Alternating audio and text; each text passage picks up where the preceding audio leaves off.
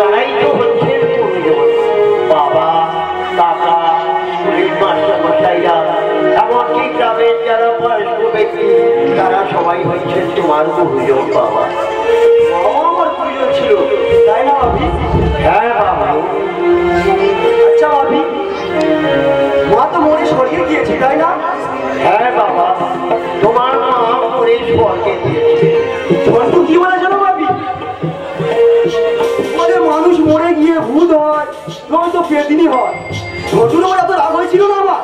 আচ্ছা ভাবি, মানুষ মরে গেলে তো আর ফিরে আসে না, তার মধ্যে ভূত বা পেদিনী হবে কি হবে? বন্ধু লেখাপড়া ছেড়ে দিয়ে গল্প করা হচ্ছে বুঝি? মা দেবো না, বহু অন্ধকার দেখি একেবারে। আমি তো খালি ফাঁকি দেবার মতো, ওরা যদি ফাঁকি দিয়েছিস মেরে হার মাস আলাদা করে দেবো। পর পর করছি এখনো ভাবি শুধু শুধু আমাকে ধমকাচ্ছে, শুধু ধমকাচ্ছি। একটা পরিবার তো কি পরে হচ্ছিল কি জাদু? সকালে উঠে আমি মনে মনে বলি, কার কাছে রাম, কার কাছে নাকে চুরি করে পারি, তাই না?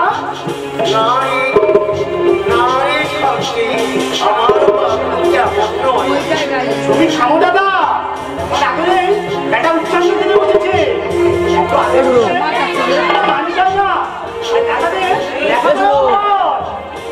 এই মুখটা অন্ধকার লাগছে পুরো, এইটা একটা হালকা ঘোড়া, এই মুখটা পুরো অন্ধকার লাগছে এই ধারে মাইক্রোফোনটা একদম এই ধারে মাইক্রোফোনে লাইট পড়েনি কিন্তু মুখে। হ্যাঁ মুখটা দেখা যায়নি ওই জন্য।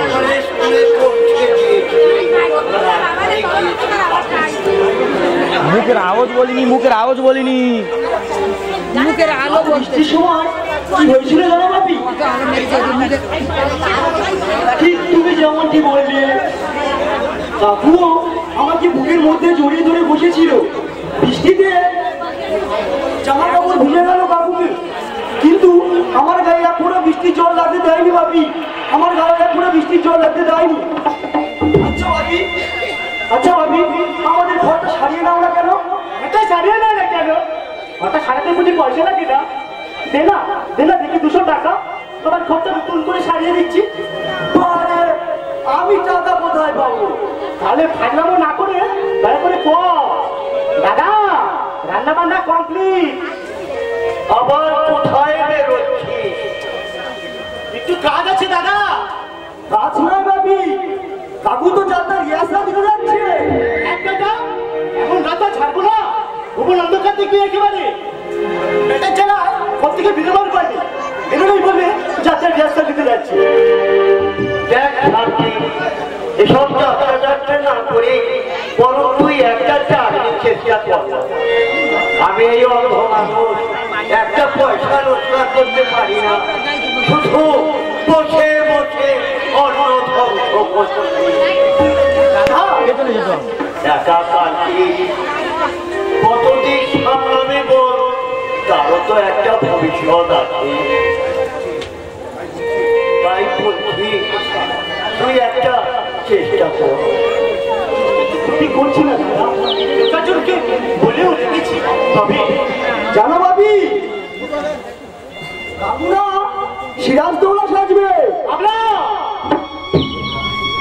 বাংলা, বিহার, উড়িষ্যার মহান নবাব, তোমার উপদেশ আমি ভুলিনি জনাব, তোমার উপদেশ আমি ভুলিনি। তুমি বলেছিলে ইস্ট ইন্ডিয়ান কোম্পানিকে ক্ষমা করো না, দেশের বেইমানদের প্রশ্রয় দিও না। আমিও তোমাকে প্রশ্রয় দেবো না সুমান, আজ আমি তোমাকে নিকষাবাদ করবো। এবারে কি করবে কাকু? দাঁড়াও বেমা, জগৎ ডুমুচাঁদের মতো তোমাকেও যদি না টাইম লাগিয়েছি, তবে আমার নাম শান্তিনাথ মুখার্জি নয়। এটার তত্ত্বাবধানে কতক্ষণ থাকবে চালু? বেতন তোমাকে হবেই, তখন নয় ভোগে তোমাকে আমি শুনে দেবো সিরাজদৌলা। ঠিক আছে, স্কুলে যাবে না মানে একটা নকআউট ছাড়বো না। 6:30 কম্বল ছেড়েছে, এখানে ছেড়ে কাছে আজ বলেছিল চারটা ফুল রিহার্সাল। দাদা চলি সিরাজ তোমার চপ্পল দেখলে বাবু, চপ্পল রেখেই চলে গেল। তোর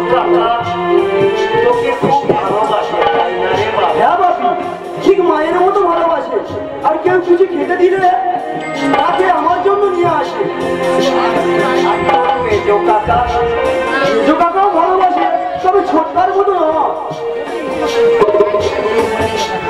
তোর মেজো কাকা এখনো আসেনি না রে? না বাবা, এখনো আসেনি। চল আমরা বড় খেয়ে নিই, সাতটা ভয় পাই। চলো বাবা।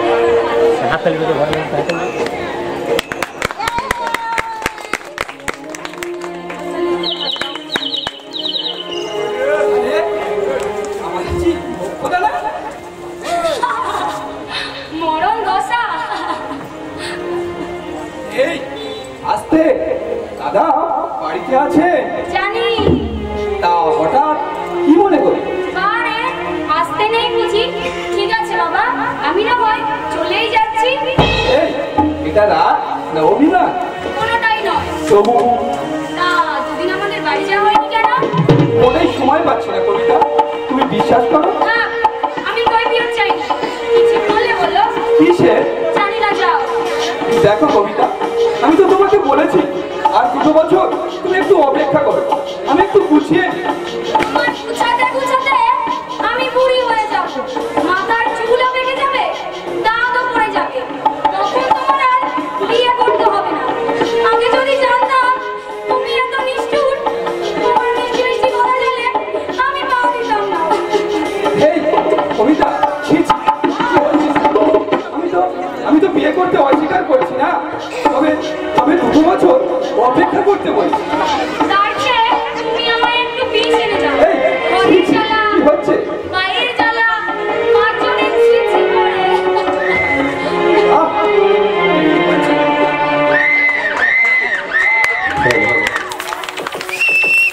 এটা হলো গর্ভযন্ত্র। কালী কাকা, সেই বাবা দিচ্ছি তোমাকে আমি উদাসীন চরিত্র ভাবলাম। এই তোমার প্রবৃত্তি আমার বিগত ভাইজিকে বুকের মধ্যে জড়িয়ে ধরে।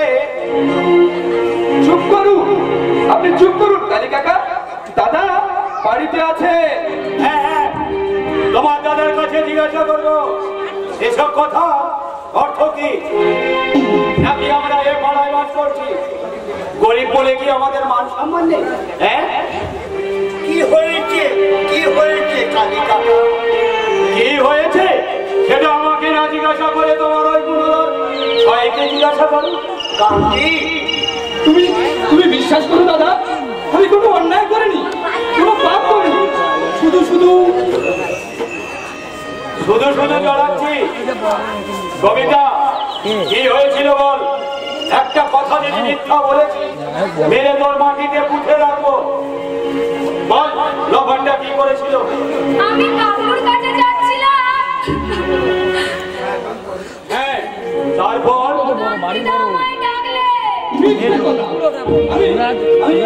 ভগবানের নামে সিদ্ধি করে বলছি।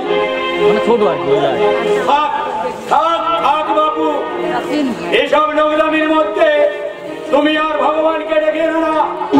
তুমি যে কত বড় সচ্চরিত্র সেটা আমি নিজের চোখেই দেখলাম। তারপরে কি করেছিল বল কবিতা?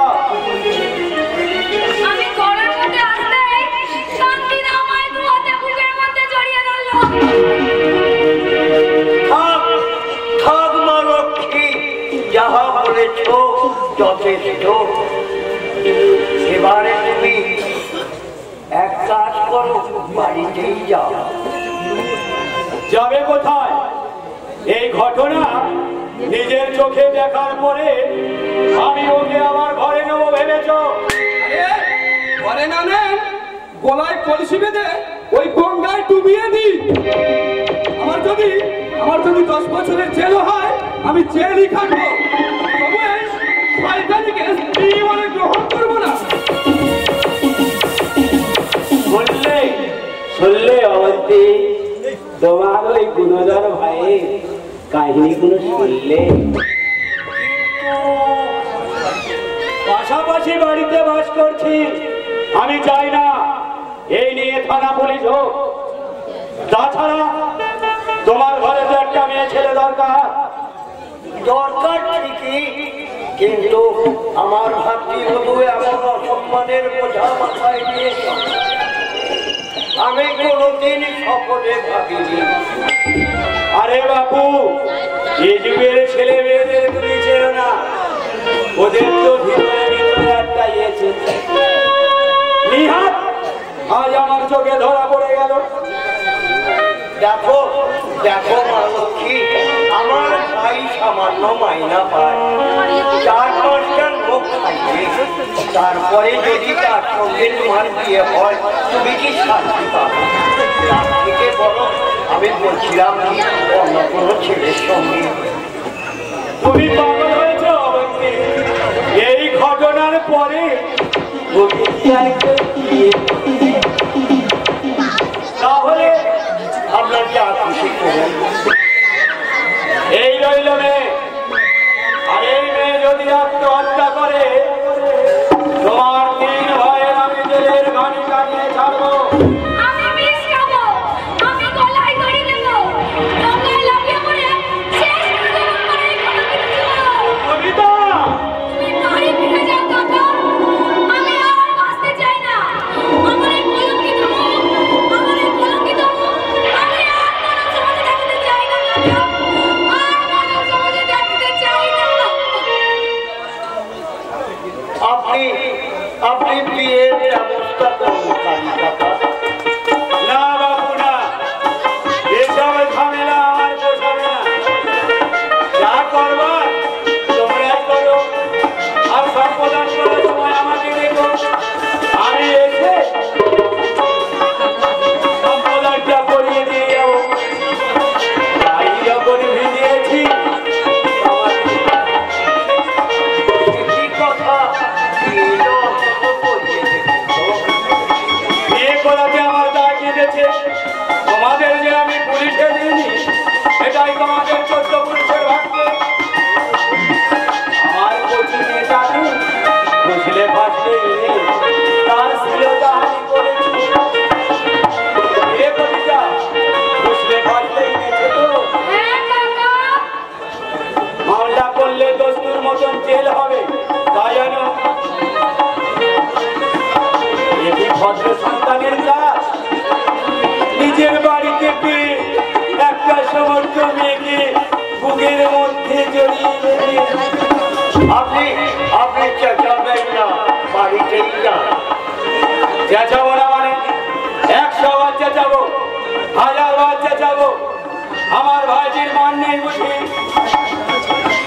নাকি ভেবেছ কালী চক্রবর্তী আইন জানে না? এমন আইনের কাছে ফেলবো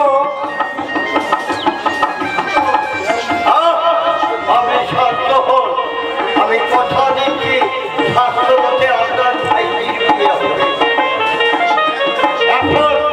এখন দয়া করে আপনি যান। তোমার পায়ে পড়ি দাদা, এ বিয়ে করতে তুমি আমাকে বাধ্য করো না। ওরা তুমি বিশ্বাস করো, ওরা সব ষড়যন্ত্র করেই এই সব করছে। কথা যখন দিয়েছি বিয়ে তোমাকে করতেই হবে কান্তি। ওদের নাম সম্মানের ভরে থাকতে পারে, কিন্তু আমাদের তো আছে।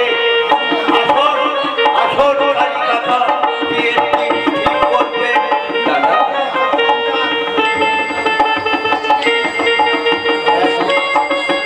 কি সুন্দর একটা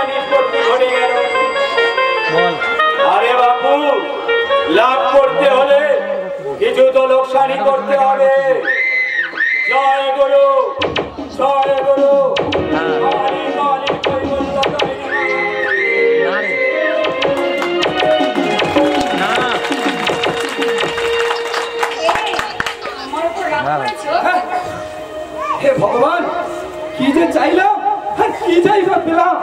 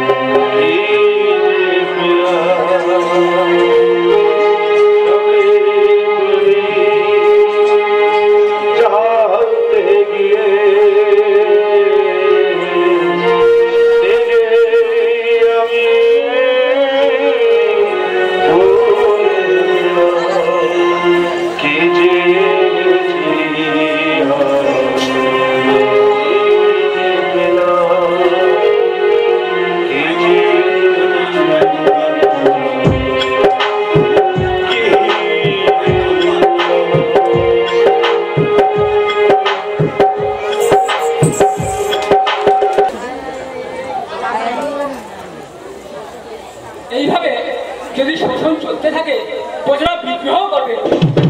তাছাড়া আমরা যদি পেট ভরে খেতে না পাই, খেতে খামারে কাজ করবো কি করি? তাছাড়া মহাজন আমাদের শোষণ করছে। বর্ষার সময় 3 মণ ধান নিলে অন্যান্য সময় দিতে হচ্ছে তার দ্বিগুণ। আমাদের আছে আমলা গমস্তাদের নির্যাতন। আমাদের ছেলেরা পাঠশালায় লেখাপড়ার সুযোগ পর্যন্ত পায় না। হাসপাতালে পর্যন্ত আমাদের ঠাঁই নেই। আমরা চাহিদা যেন 20 শতাব্দীর জঞ্জাল। ফসল হোক আর নাই হোক, একদিকে আমাদের পাওনাগুন্ডা শোষণ করছে মহাজন, অন্যদিকে চোখ রাখছে জমিদারের আমলা অবস্থা। ফসল হোক আর নাই হোক, তাদের পাওনাগুন্ডা তারা বুঝে নেবে। আপনি বলেন হুজুর, এবার যদি আমাদের কাছে জুলুম করে আমরা তোমাদের অভাব জানবার জন্য বাবা আমাকে এখানে পাঠিয়েছে। এ বিষয়ে কাজীবাবুর সঙ্গে কথা বলে তোমাদেরকে জানাবো। কেমন কাজীবাবু? ময়নাটা তহসিলদার ছিলেন, তার কর্মদক্ষতায় সন্তুষ্ট হয়ে বাবা তাকে ম্যানেজার নিযুক্ত করেছে। আপনি হুজুর কাজীবাবু করিতে পারে সবটা। তোমাদের অভাব অভিযোগ নিশ্চয়ই তিনি বুঝবে। আমিও কয়েক মাস থাকবো এখানে। আমরা লেখাপড়া করি, কিন্তু হুজুর সবার দ্বারা তো সেটা সম্ভব নয়। তাই আমাদের মিলিত অনুরোধ, আপনি একটা ফুল করে দিয়ে যান, তার উপর একটা স্বাস্থ্যকেন্দ্র করে দিয়ে যান হুজুর। আমাদের এক ফোঁটা ওষুধের জন্য 10 মাইল হেঁটে আমাদের সেই শহরে যেতে হয়। তাই আপনার কাছে বিনীত অনুরোধ, আমাদের এই উপকারটুকু আপনি করে দিয়ে যান হুজুর। আমাদের এই উপকারটুকু করে দিয়ে যান। তোমরা যাও, আমি কাজীবাবুর সঙ্গে আলোচনা করে দেখি কি করা যায়। সত্যি গ্রাম বাংলার অবস্থা ভয়াবহ। 3 দিনেই আমি হাঁপিয়ে উঠেছি। স্কুল নেই, হাসপাতাল নেই, এই হলো আমার প্রবাদের ব্যবস্থা। এমনভাবে কখনো মানুষ এখানে বাঁচতে পারে? আমরা সারা জীবন কৃতজ্ঞ থাকবো। আমরা আসছি তাহলে হুজুর, আসছি। আপনার সঙ্গে দেখা করো। এসো রমজান, এসো। কাজীবাবু খবর পাঠিয়েছিলেন একদল প্রজা বিদ্রোহের ছাড়া তুলতে চাইছে, কিন্তু এদের কথাবার্তা শুনে মনে হলো সেরকম পরিস্থিতি নয়।